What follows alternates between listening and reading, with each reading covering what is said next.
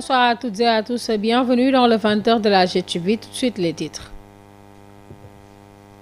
Au sommaire de cette édition, parlons justice. Pape Malick Ndour reste sous bracelet électronique entendu ce 30 décembre par le doyen des juges d'instruction du pôle judiciaire financier. L'ancien coordinateur du PRODAC a été autorisé à regagner son domicile. Il continue toutefois de contester les faits qui lui sont reprochés. Ses avocats annoncent l'introduction prochaine d'une nouvelle demande de liberté provisoire. Et puis la guerre des pétards prend de l'ampleur dans la capitale face à l'usage dangereux d'engins pyrotechniques. Le ministère de l'Intérieur et de la Sécurité publique annonce un durcissement des contrôles et des sanctions sur toute l'étendue du territoire. Une décision globalement saluée par les populations. Sport, le groupe D entre dans une phase décisive. Le Sénégal et la République démocratique du Congo se disputent la première place pendant que le Bénin espère encore une qualification en huitième de finale qui passera par un exploit face aux Lions de la Teranga. C'était pour les titres. Dans un instant, le développement.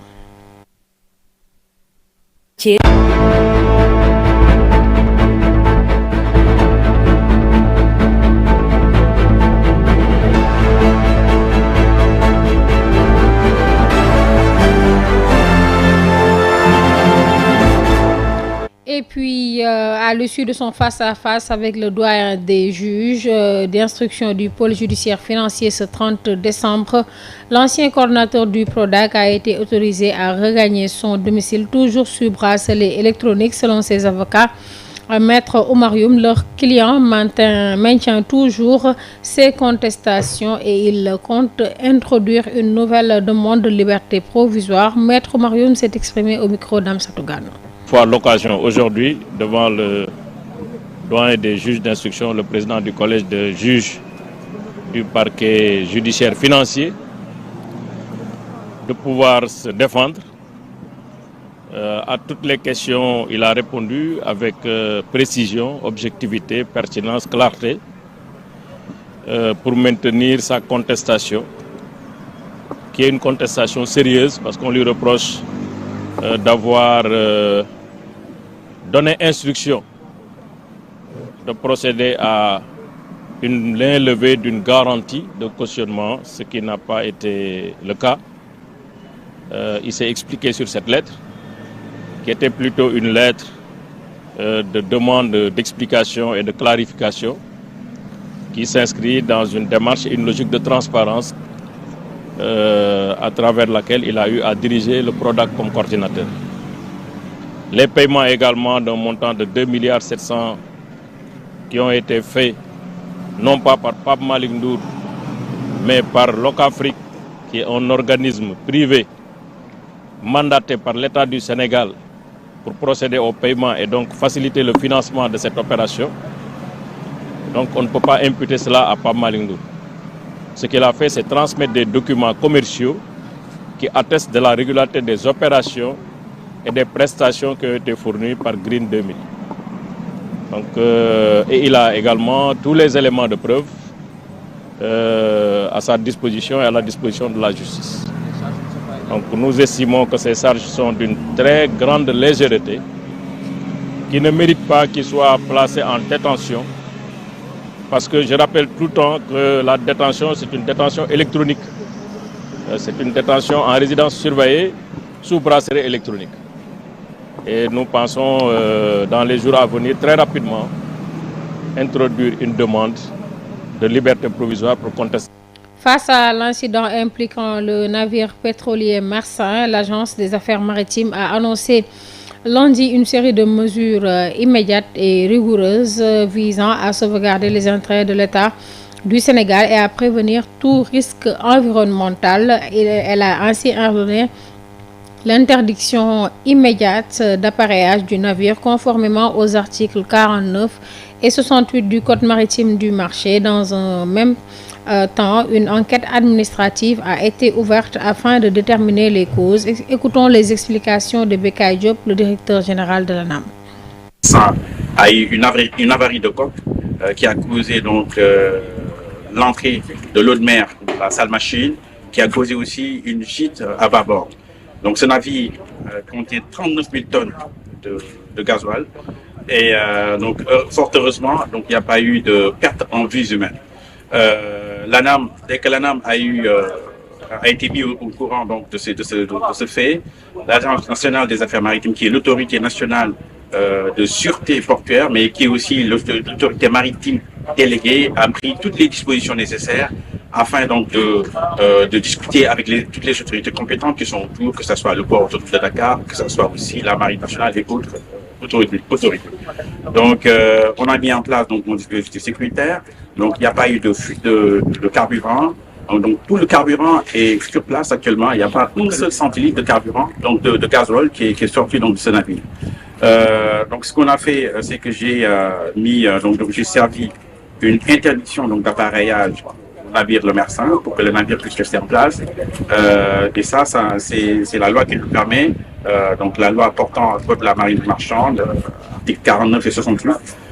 J'ai demandé aussi à mes services donc d'ouvrir une enquête technique et administrative afin de savoir quelles sont donc les causes et conséquences donc de cette incidence. On a aussi mis en place donc une réquisition. Donc j'ai réquisitionné 3 tankers pour pouvoir donc transvaser donc le gasoil si besoin est. J'ai réquisitionné aussi une centrale de stockage donc voilà, à terre donc au cas où. Et puis, le climat à la radio-télévision sénégalaise atteint un point de rupture. Les syndicats du SYNPICS et du SYPAP, sont montés au créneau pour dénoncer ce qu'ils qualifient de dérive managériale grave, menaçant l'avenir de l'audiovisuel public. Prenant en témoin l'opinion nationale et internationale, les travailleurs fustigent une mauvaise gestion marquée par des décisions de diminution drastique des salaires des travailleurs, entre autres. À cet effet, écoutons Alioune Badara Kane, le responsable chargé des revendications SYNPICS de la RTS. Normal qu'un directeur général, de tous les directeurs généraux du Sénégal, depuis l'avènement du PASTEF au pouvoir, seuls les travailleurs de la RTS ont vu leur salaire réduit de façon brutale, inhumaine, par un directeur général. C'est pas normal. C'est anormal. Nous ne sommes pas la seule entité à avoir connu une hausse de salaire. Et nous, notre hausse de salaire, elle est légitime. Aujourd'hui où je vous parle, tous ces cadres, pour la plupart, il n'y a que des cadres ici. Nous touchons un salaire calculé sur le coût de sur la base du coût de la vie de 2005. Alors qu'un accord d'entreprise doit être renégocié chaque fois au bout de 10 ans. À l'heure actuelle, donc ça fait 21 ans. 21 ans avec le même accord d'entreprise. Nous fonctionnons avec cet accord d'entreprise-là. Trouvez-vous cela normal? C'est pas normal. Est-ce faire preuve d'empathie par rapport à son personnel? Pourquoi il a touché à ses avantages? Dans le droit syndical, qu'est-ce qu'on dit? Un acquis. Mais on n'y touche pas, c'est sacré, surtout le salaire. C'est sacré. Aujourd'hui, au niveau de la RTS, mais des collègues sont dépressifs. Parce qu'entre-temps, quand vous avez une petite augmentation de salaire, nous tous, notre réflexe, c'est quoi? C'est d'aller à la banque, essayer d'avoir au moins un petit prêt qui vous permettra de construire, de prendre soin de votre petite famille. Ou bien même, je peux dire, de la grande famille élargie parce que nous sommes au Sénégal. Un salarié au Sénégal, il nourrit minimum 15 bouches. Et je pèse très bien mes mots.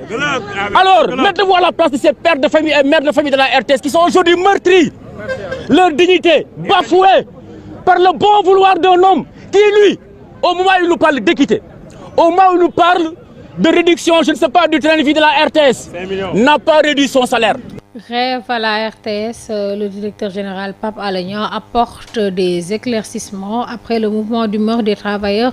Dans un communiqué publié ce mardi 30 décembre, il réfute les accusations de réduction abusive des salaires et rappelle qu'avant sa prise de fonction, les rémunérations d'avril et de mai 2024 étaient versées sur la base d'un décret signé le 24 mars 2024 prévoyant des augmentations pour un coût annuel d'1,8 milliard. Toutefois, l'application de ce décret reste suspendue, faute d'arrêté interministériel fixant les modalités de versement concernant sa propre rémunération. Pape Alé Niang affirme ne pas avoir le pouvoir légal de fixer son salaire. Et puis le collectif du hangar des pèlerins monte de nouveau au créneau et interpelle le chef de l'État, ces Sénégalais du pays et de la diaspora, pour la plupart engagés par des prêts réclament une régularisation sur le site initial, à défaut un recasement juste et équitable avec des superficies équivalentes et le respect des positions initiales. Ils attendent des actes forts du président Bassirou Diomaye Diakhar Faye. À ce sujet, écoutons Cheikh Mbacké Thiam, l'un des concernés. Mars 2025, de l'annulation partielle du lotissement, une inquiétude profonde s'est installée. Pourtant, chaque parcelle a été acquise légalement, avec des baux, des notifications officielles, des paiements domaniaux, des contrôles de la DGSCOT et même une autorisation de construire. Rien n'a été fait dans l'ombre. Rien. Nous voulons le dire avec force, nous ne sommes pas des fraudeurs. Nous ne sommes pas des spéculateurs. Nous sommes des Sénégalais qui ont engagé toutes nos économies, allant souvent jusqu'à contracter des prêts pour réaliser nos rêves, d'accéder à la propriété dans notre pays, en toute conformité avec la législation. Malgré cette injustice, nous reconnaissons les efforts récents de l'État. Les discussions du Conseil des ministres les 12 et 18 juin, l'audience accordée par le directeur des domaines, ces initiatives témoignent qu'une réelle volonté existe. Mais aujourd'hui, cela ne suffit plus. Nous avons besoin d'actions concrètes. C'est pourquoi nous demandons avec fermeté, mais dans un esprit de dialogue, la mise en place urgente d'un cadre de concertation officielle avec l'État. Nous voulons examiner les solutions calmement, mais sérieusement, parce que derrière ce dossier, il y a des familles, il y a des rêves, il y a des vies. Notre première demande reste simple. La régularisation des détenteurs légitimes sur leur site d'origine. À défaut, nous exigeons un recasement juste et équitable, un site de même valeur, des superficies équivalentes et le respect des positions initiales. À travers le concept Les ateliers républicains initiés par le président du conseil départemental Mamadou Kassé de Tambacounda, les apéristes sonnent la mobilisation pour les prochaines échéances électorales, des retrouvailles également entre responsables pour honorer l'ancien Premier ministre Maître Sidiki Kaba et sceller l'unité pour faire face aux partis au pouvoir. Suivons les détails avec Amadou Diallo depuis Tambacounda. Les ateliers républicains, une nouvelle trouvaille du président du conseil départemental de Tambacounda, Mamadou Kassé. L'objectif est d'assurer une animation de l'APR à Tambacounda, remobiliser les troupes en perspective des échéances, mais aussi et surtout honorer l'ancien premier ministre, Maître Sidiki Kaba. Parce que non seulement il s'agissait d'une animation intellectuelle, mais également d'un moment d'animation politique, avec un hommage à Maître Sidiki Kaba pour l'ensemble de son œuvre politique et administrative à Tambacounda. C'est le renouveau parce que ensemble, la main dans la main, pour relancer encore notre parti. Donc naturellement, ce sera en concertation pour voir comment nous allons engager cette bataille décisive. Les conférenciers du jour, M. Luxar et Major Kandji, ont ainsi salué l'unité retrouvée entre responsables apéristes et invitent les militants à rester debout face à ce qu'ils qualifient de tromperie des tenants du pouvoir. Excellente initiative. Elle traduit on ne peut mieux la force politique de notre parti. Son ancrage au niveau régional est une expression d'une unité politique forte au niveau de toutes les composantes de notre localité. J'ai la certitude que nous avons ce qu'on appelle l'or. L'or, c'est opération recours. Regardez, l'initiative a été menée par un jeune. Ce que nous avons en miniature à Tamba, nous voulons le reproduire au niveau national. C'est un point de focalisation et de cristallisation, nous y croyons. Ces ateliers républicains ouvrent un chapitre pour le renouveau démocratique au sein de l'Alliance pour la République, dira Maître Sidiki Kaba. Après l'installation du secrétaire exécutif de l'APR, les partisans du président Macky Sall qui attendent son retour avec impatience se préparent déjà pour la reconquête du pouvoir qui passe forcément par les locales de 2027. Face à la recrudescence de l'usage dangereux d'engins pyrotechniques dans la capitale, Maître Mohamedou Bamba Cissé tape du poing sur la table. Dans un communiqué ce 26 décembre, le ministre de l'Intérieur et de la Sécurité publique annonce un renforcement des contrôles et de la répression sur toute l'étendue du territoire. Une mesure saluée par les Sénégalais. Un reportage signé Ndella Ndiaye Vieux Ndiaye. Proche des fêtes de fin d'année, le ministre de l'Intérieur, Mohamedou Bamba Cissé, a lancé un avertissement clair contre l'usage d'engins pyrotechniques dans le cadre des activités communément appelées guerre des pétards, observées dans certains quartiers de la capitale. Une mesure vivement appréciée par les populations. Bon, moi personnellement, je dirais que les feux d'artifice n'ont aucune utilité à part venir troubler la quiétude des gens et par la même occasion les faire peur. Avec même l'utilisation abusive des pétards, cela peut causer beaucoup de dégâts parce qu'il y a les câbles électriques, il y a aussi les fils téléphoniques, donc cela peut provoquer un incendie et des dégâts qu'on ne pourra pas estimer. Quand j'ai su hier que le ministre de l'Intérieur a pris une décision concernant la réglementation de l'utilisation de ces feux d'artifice, je me suis réjouie, j'ai applaudi. Ce phénomène dangereux constitue, selon certains, une menace réelle pour la sécurité des personnes et des biens, avec notamment des risques d'incendie et des blessures graves. L'État n'a pas interdit personne de jouer, mais les enfants ne doivent pas jouer et se blesser et blesser d'autres personnes. C'est pourquoi cet arrêté a été sorti. Je pense que c'est pour protéger la population, protéger les personnes et les biens. Puisqu'il y a certains jeunes, ils lancent des explosifs et parfois ça crée des incendies, ça blesse certaines personnes. Mais on n'interdit pas les jeunes de lancer ces explosifs, mais il faut faire très attention. D'autres, par contre, évoquent les nuisances sonores.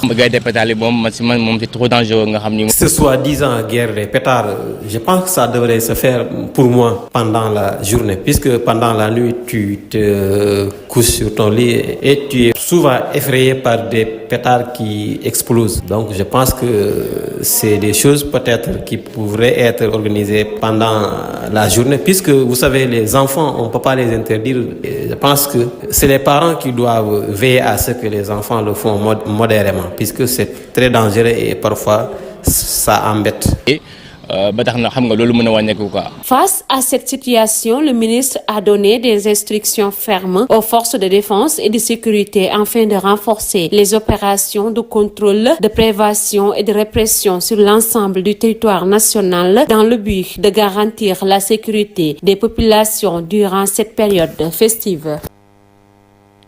Et pour la page sport, le dénouement du groupe D a démarré ce mardi à 19h. Le Sénégal et la RDC se disputent à distance la première place du groupe, alors que le Bénin espère une qualification en huitième de finale qui passera forcément par un exploit devant les Lions.